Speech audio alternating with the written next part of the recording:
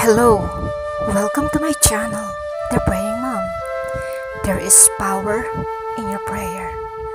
Bago tayo magpatuloy, kaibigan, I encourage you to like, share, and subscribe to my channel. At kung ikaw ay may mga kabigatan sa buhay, may mga problema ka, at hindi mo alam kung saan ka pupunta, I encourage you, kaibigan, isulat mo lang sa baba ang iyong mga kahilingan at sasamahan kita sa pagdulog sa iyong mga panalangin.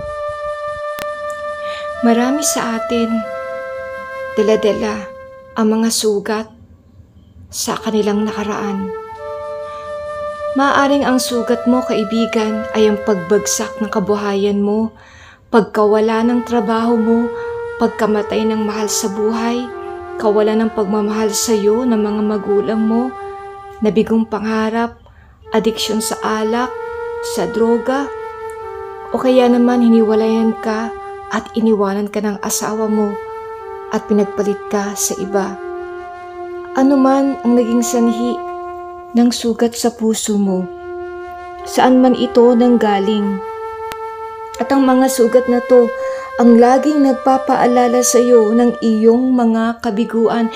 Minsan nagtataka ka, kailan ba matatapos ang lahat ng ito? Kailan ba gagaling ang malalim na sugat na dulot ng aking buhay? Ang iba sa atin, yung mga sugat na dala-dala natin, ito ay mga lumang sugat pa. Dala natin ito noong mga bata pa tayo. Hanggang ngayon, matanda na tayo, dala-dala pa rin natin ang sugat. Hindi na gumaling-galing ang sugat na to. Laging natatanggal yung langib at nagdurugo dahil sa ayaw nating bitawan ito. Kaya nais kitang tanungin, kaibigan, napakalalim ba ng sugat ng puso mo? Ito ba ang nararamdaman mo? Kung ito ang sitwasyon mo, kaibigan, nais kong sabihin sa iyo, kayang pagalingin ng Diyos ang iyong sugat. Sabi sa Lucas 22, talatang 31 hanggang 32, sinabi ng Panginoon, Simon, Simon, narito, ikaw ay hinihingi ni Satanas sa akin upang salain tulad ng trigo. Ngunit ipinananalangin na kita upang huwag manghina ang iyong pananampalataya. Kapag ikaw ay nagbalik, palakasin mo ang iyong mga kapatid. Bago dumating ang pagsubok sa buhay ni Pedro, sinabi na sa kanya ng Panginoong Hesus ang mangyayari. Sinabi ng Panginoong Hesus, ang dyablo humingi ng pahintulot upang ikaw ay kanyang salain. Alam mo, kaibigan, katulad ni Pedro, maaring nakakaramdam ka ng sakit, nakakadama ka ng matinding hapdi, pagdaramdam sa iyong buhay. Napakiramdam mo, gusto mo nang sumuko, iniisip mo, tapos na, wala na. Tignan mo ang panadero. Bago siya gumawa at magluto ng tinapay, sinasala muna niya ang harina upang maalis yung malalaking butil ng harina. Kasi kailangang maging pino ang harina upang maging maganda at malambot ang tinapay. Ganon din sa ating buhay, kaibigan. Sinasala tayo ng Diyos. Tinatanggal niya ang mga dumi, mga bato sa ating mga buhay upang tayo ay maging malinis. Kaya kaibigan, nahirapan ka ba? Dahil pinipiga ng dyablo ang buhay mo katulad ng trigo. Pinipiga ka niya sa pamagitan ng mga mabibigat na pagsubok sa buhay mo. Alam mo, kaibigan, binigyan ng pahintulot ng Diyos ang dyablo upang salain niya si Pedro.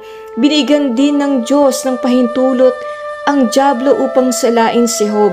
Kaibigan, alam ng ating Diyos kung ano ang kaya mo, kung hanggang saan ang kaya mo. Ang sabi ni Jesus kay Pedro, ngunit Pedro, ipinapanalangin kita. Alam mo ba, kaibigan, sa mga sandaling ito, habang umiiyak ka, habang nagdadalamhati ka, habang nasasaktan ka, nananalangin si Jesus para sa iyo, namamagitan siya para sa iyo. Itinataas kanya sa panalangin upang hindi mawala o manghina ang iyong pananampalataya. Kasi alam mo ba, kapag nasa pagsubok ka, ang hirap manampalataya sa Diyos, lalo na kung hindi mo nakikita ang sagot sa panalangin mo. Kaya nga ang iba sa atin kapag nagigipit na sila, tumatakbo sila sa Bombay, sa 5-6 at kung ano-ano pang mga bagay ang kanilang sinusubukan. Alam ng Diyos na hindi madali ang pinagdaraanan mo, kaibigan. Alam din niya na may posibilidad na sa panahon ng matinding pagsubok sa buhay mo, posible na mawala ang pananampalataya mo sa Kanya. Kaya ang Panginoong Hesus sa mga sandaling ito ay nananalangin para sa iyo. Ang sabi pa ni Jesus kay Pedro, kapag ikaw ay nagbalik na, kapag ikaw ay nakaraos na sa pagsubok na pinagdaraanan mo, palakasin mo naman ang iyong mga kapatid. Ang tanong, kaibigan, saan magbabalik si Pedro? Walang iba kundi sa pananampalataya niya sa Diyos. Alam mo, kaibigan, God is telling you the same thing. Ganito rin ang sinasabi ng Diyos. Katulad ng sinabi niya kay Pedro, ang sinasabi ng Diyos sa iyo, kapatid, kaibigan, anak, kapag nalagpasan mo na ang pagsubok na pinagdaraanan mo ngayon, kapag tapos ka na sa pag-iyak, kapag tapos ka na sa discouragement mo, kapag tapos ka na sa pagdadalamhati mo, kapag napagtagumpayan mo na ang matinding hagupit ng bagyo sa buhay mo, ang sabi ng Diyos, palakasin mo naman ang kapatid mo, palakasin mo naman ang mga tao sa paligid mo na dumaranas din ng pagsubok na katulad ng dinaanan mo. I-encourage mo sila. Yung mga taong lubog sa depresyon, yung mga taong wala ng pag-asa, yung mga taong lugmok na sa pag-iyak. Ikaw naman ang humila sa kanila at ipatotoo mo sa kanila kung paano ka tinulungan ng Diyos na makaalis sa kinalalagyan mo. Sa aklat ni Malakay, chapter 3, verse 2 and 3, sabing ganun, ngunit sino ang makakatagal pagdating ng araw na yun? Sino ang makakaharap kapag napakita na siya? Para siyang apoy na nagpapadalisay sa bakal at parang sabon na may matapang na sangkap. Verse 3, darating siya at mauupong tulad ng isang tagapagdalisay ng pilak.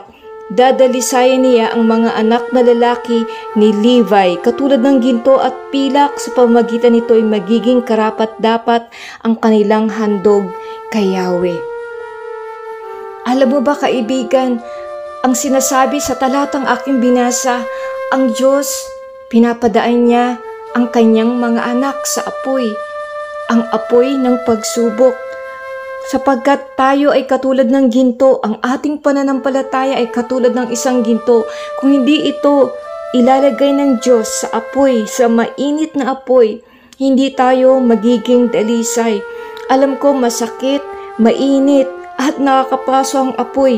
Ngunit ang apoy ng pagsubok, ito rin ang magpapaganda at magpapatibay sa atin. Kaya nga, kapatid, kaibigan, sobrang lalim ba ng sugat na tinamo mo? Alam mo, relate ako sa iyo. Sinaktan din ako ng mga taong mahal ko, ng mga taong importante sa buhay ko. Katulad mo, pakiramdam ko na hindi nagagaling ang puso ko, na hindi na ako makakaalis sa kinalalagyan ko. Gusto kong sabihin sa iyo, kaibigan, ayos lang, na umiyak ka, ayos lang, na iyakan mo, na sumigaw ka, na ilabas mong lahat ng sakit, ng hapdi, ng galit, poot, kabiguan na nararamdaman mo. Ibuhos mo lahat ng nararamdaman mo, ubusin mong lahat ang sama ng loob mo, sapagkat makakatulong ito sa paggaling ng puso mo. Give yourself time to cry, time to heal, and give yourself a time to grieve. Sabing ganon sa mga awit 107 verse 3, sabi, at ang mga pusong wasak ay kanya ring lulunasan. Ang natamo nilang sugat ay bibigyan kagalingan. Ang sabi rito, kung wasak man ang iyong puso, kung nagdurugo man ang iyong puso, kung may sugat man ang iyong puso, kaya kang pagalingin ng Diyos. Alam mo ba, hindi kalooban ng Diyos na manatili ka sa kinalalagyan mo. Hindi kalooban ng Diyos na manatili kang sugatan, na manatili kang umiiyak, sapagkat may mas malaki at may mas maganda pa siyang iniisip at pinaplano sa buhay mo. Kaya ang tanong mo siguro, paano ba gagaling ang iyong sugat? Unang-una, alalahanin mo na ito ay hindi panghabang buhay. Unang Pedro, Kabanatang 1, talatang 6-7. Sinabi rito, ito'y dapat ninyong ikagalak kahit na maaaring magdanas muna kayo ng iba't ibang pagsubok sa loob ng maiksing panahon. Verse 7, ang ginto, bagamat nasisira ay pinapadaan sa apoy upang malaman kung talagang dalisay. O hindi naman ang inyong pananampalataya na higit na mahalaga kaysa ginto ay sinusubok upang malaman kung ito'y talagang tapat. Sa gayon, kayo'y papapupurihan, dadakilain at pararangalan sa araw na mahayag si Jesucristo. Maliwanag sinabi rito ni Pedro, ang pagsubok na dinadanas natin ay maiksing panahon lang, pansamantala lang. Pangalawang puntos, alalahanin mo na hindi ka nag-iisa. Lahat ng tao ay dumaraan sa pagsubok. Hindi gagaling ang sugat ng puso mo kung palagi mo tong kinakalkal, kung palagi mong inaalis ang langib sa puso mo. Tumayo ka, kaibigan, kailangan mong gumaling at ipatotoo mo sa mga taong sugatan din na kay Jesus ay makakatagpo sila ng kagalingan. Tumayo ka, kaibigan, pilitin mong gumaling sapagkat marami mga taong sugatan din, naghahanap sila ng paraan ng gamot para sa kanilang kagalingan. God will going to use you. Gagamitin ng Diyos ang buhay mo upang ikaw ang maging kalakasan ng iba. Pangatlo, kaibigan, upang gumaling ang malalim na sugat sa puso mo, ibigay mo sa Diyos ang lahat ng kabagabagan mo. Huwag mong ikahiya ang natamo mong sugat. Huwag mong ikahiya ang peklat sa iyong puso sapagkat ito ang palatandaan na napagtagumpayan mo ang labanan, na ikaw ay nakalabas ng maayos at ikaw ay isang patotoo kung paano ka inayos ng Diyos, kung paano tinalian ng Diyos ang sugat mo at kung paano ka naging matagumpay sa buhay mo. Ama, sa pangalan ni Jesus, nilalapit ko sa iyo ang lahat ng mga taong nagdurugo ang puso dahil sa lalim ng sugat na natamo nila, Panginoon, sa digmaan ng buhay na to. Salamat, Panginoon, dahil may pag-asa sa iyo, may pag-asa kay Jesus. Salamat, Ama, dahil papahirin mo ang luha sa aming mga mata. Salamat po, Panginoon, kaya mong pagalingin ang mga sakit, ang mga hapdi na dala-dala namin sa aming mga puso. Salamat po sa iyo, Panginoong Yesus, sapagkat ikaw ay nasugatan para sa amin at dahil sa mga latay mo, kami ay gumaling. Salamat po, Ama, sa panibagong araw, sa panibagong pag-asa, at dalangin ko na patuloy mo silang hawakan at patuloy mo po silang gabayan. Salamat, purihin ka sa pangalan ni Jesus. Amen.